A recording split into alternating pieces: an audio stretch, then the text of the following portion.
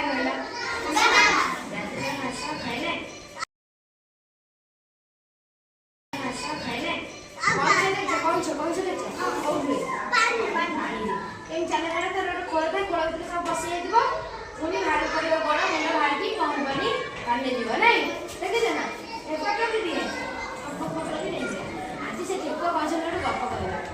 ଦିନେ କଣ ହେଇଛି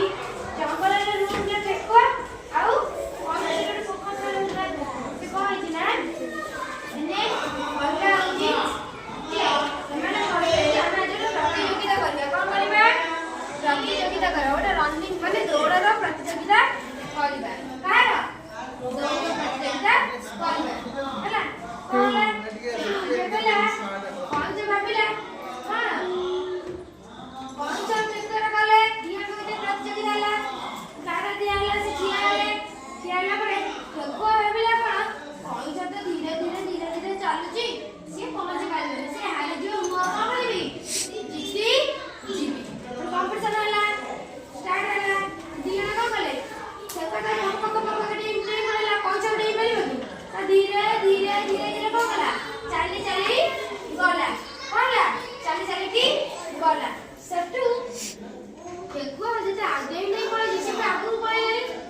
ପଛକୁ ରହିଯାଇଛି ଠେକୁଆ ଭାବିଲେ ପହଞ୍ଚ ଏତେ ଦୂରରେ ଅଛି ସିଏ ଆଉ ଆମ ପାଖକୁ ଆସିପାରିବ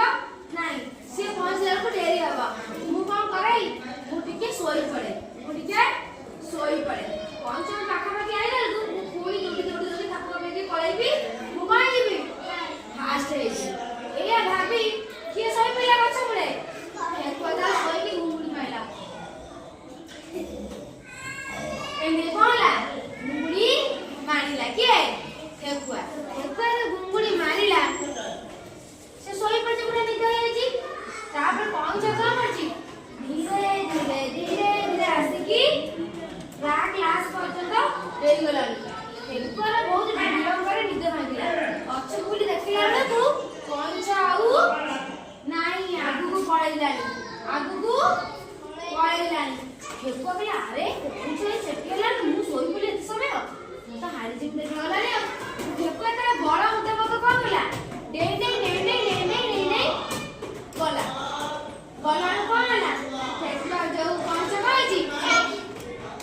ଲାଷ୍ଟ ରେଡ୍ ଲାଇନ୍ କି କ୍ରସ୍ କରିକି ଆଗକୁ ପଳେଇଲା ଠେକୁଆ କଣ ହେଲା ପଛ ହେଇଗଲା ମାନେ ହାରିଗଲା ଜିତିଲା କିଏ କଇଁଛ ଆମେ କଣ ଶିଖିଲେ